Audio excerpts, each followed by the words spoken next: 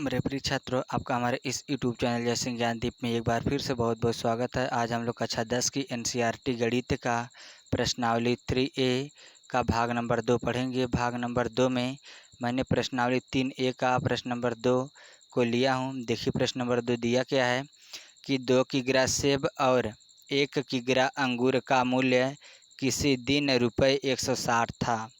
एक महीने बाद 4 किग्रा सेब और 2 किग्रा अंगूर का मूल्य रुपये 300 हो जाता है। इस स्थिति को बीजगणितीय तथा ज्यामितीय रूपों में व्यक्त कीजिए। देखिए शुरुआत में क्या कहा है कि 2 किग्रा सेब और 1 किग्रा अंगूर का मूल्य किसी दिन 160 रुपये था। एक महीने बाद 4 किलोग्राम सेब और 2 किलोग्राम सेब का मूल्य 300 रुपये हो जाता है। इस स्थिति को बीजगणितीय तथा ज्यामितीय रूपों में व्यक्त कीजिए। देखिए चाहे भाव एक दिन का हो, चाहे तो एक महीने बाद या साल भर बाद का हो, उससे हमसे कुछ लेना देना नहीं है। बस हमें लेना देना इतना है कि सेब का मूल्य कितना किलोग्राम है और अंगूर का। तो मान लेंगे यहाँ पर सर्वप्रथम लिखेंगे हल लिखने के बाद मान लेंगे कि माना 1 किग्रा सेब का मूल्य 1 रुपये तथा 1 किग्रा अंगूर का मूल्य y रुपये है। तब देखिए पहला क्या क्या है, पहली शर्त क्या है, लिखेंगे प्रथम प्रश्नानुसार कहा है कि 2 किलोग्राम सेब, यानी कि ये सेब का मूल्य कितना माने, 1 किलोग्राम का 1 माने हैं, तो 2 किलोग्राम का है तो 2 से गुणा कर देंगे। और उसके बाद कहा है 1 किलोग्राम अंगूर, तो 1 किलोग्राम अंगूर का मूल्य y रुपये, तो 1 का गुणा करेंगे तो जो y में जब 1 का गुणा करते हैं तो y का y होता है। और इन दोनों को लेने के बाद दोनों को जोड़ के बराबर कितना रुपये था, 160 रुपये। इसको मान लेंगे समीकरण 1। अब इसी प्रकार द्वितीय शर्त क्या है, लिख देंगे यहाँ द्वितीय प्रश्नानुसार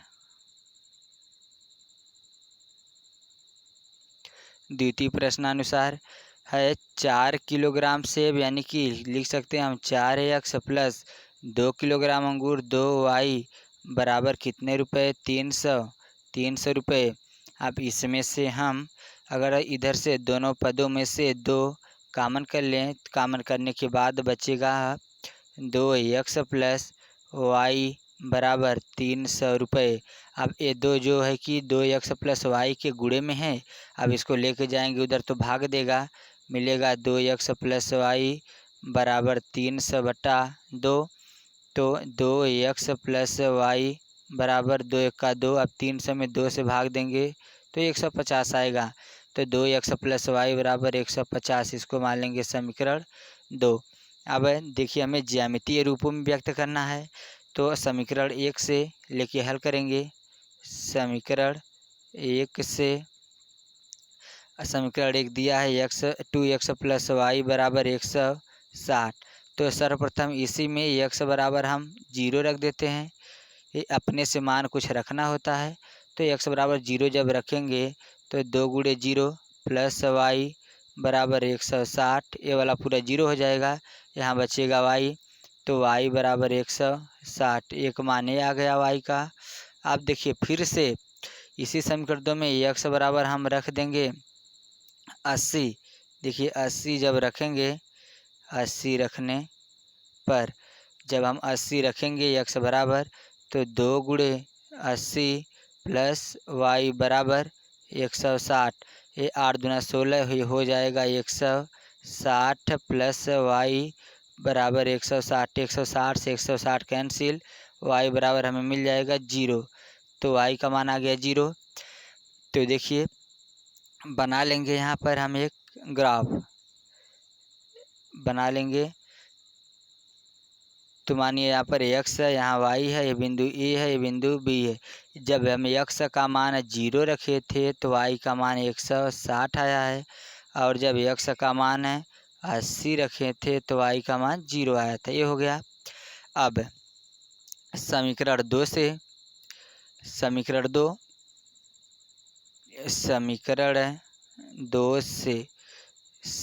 2 क्या आया है, 2x प्लस वाई बराबर 150। तो सर्वप्रथम हम इसमें x बराबर 0 रखेंगे। x बराबर 0 रखने पर तो 2 गुणे 0 प्लस वाई बराबर 150, तो 0 हो जाएगा, y बराबर मिल जाएगा 150। ये आ गया। अब इसी समीकरण में फिर से हमें x बराबर 75 रख देंगे। x बराबर 75 रखने पर जब x बराबर 75 रखेंगे तो 2 गुणे 75 प्लस वाई बराबर 150। 75 दूना 2 पच्छे 10 के 0, 2 सत्ते 14, 1 15, 150 प्लस वाई बराबर 150। 150 कैंसिल, y बराबर मिल जाएगा 0। y बराबर 0 मिल गया। तो यहाँ पर हम एक बना लेंगे ग्राफ।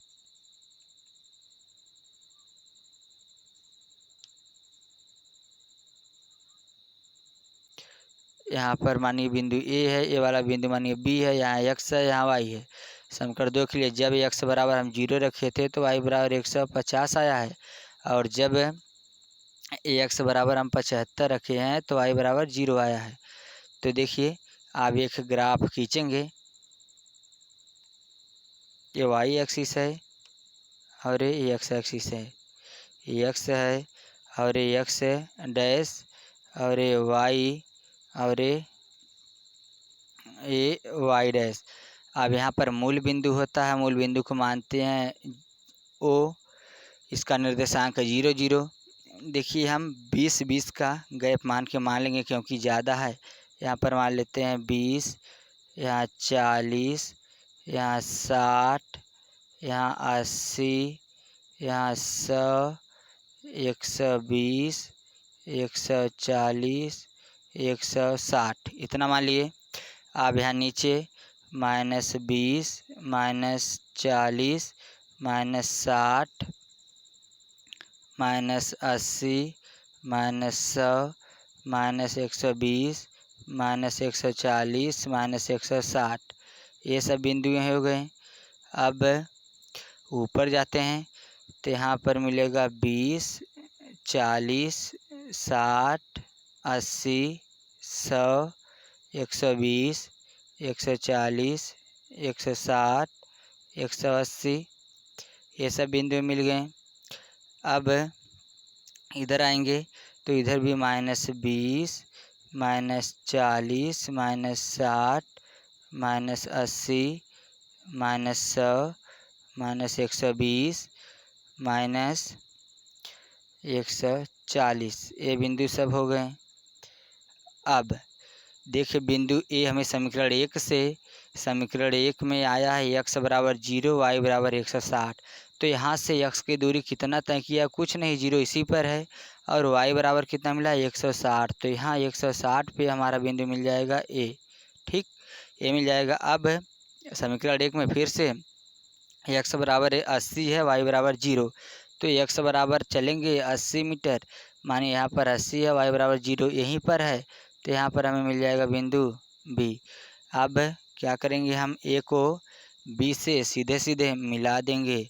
तो A को B से हम इस तरह से मिला देंगे, तो एक ग्राफ ये हुआ। अब समीकरण 2 में देखिए क्या दिया है। समीकरण 2 में है x बराबर 0, y बराबर 150। तो x बराबर 0 इसी पर, y बराबर 150। देखिए 40 यहाँ है, 60 यहाँ, इसी बीच में मिल जाएगा हमें 150। तो यहाँ पर बिंदु क्या है, इसको बिंदु C रखिए, ये वाला बिंदु C है, ये वाला बिंदु D है। तो यहाँ पर बिंदु C मिलेगा हमें, और x बराबर 75 है, y बराबर 0। तो x बराबर 75, 80 और 60 के बीच में यहाँ पर मान लेते हैं 75 है, यहाँ पर बिंदु मिल जाएगा D। तो अब हमें क्या करना है कि C को D से मिला देना है, C को D से मिला देना है। तो देखिए ये आ गया इसका ग्राफ। ए को बी से मिला है और सी से डी को, तो एक ऐसा ग्राफ बना है। ये एक समांतर रूप का ग्राफ है। तो आज के वीडियो में बस इतना ही। तब तक फिर मिलेंगे अगले वीडियो के साथ। तब तक के लिए धन्यवाद।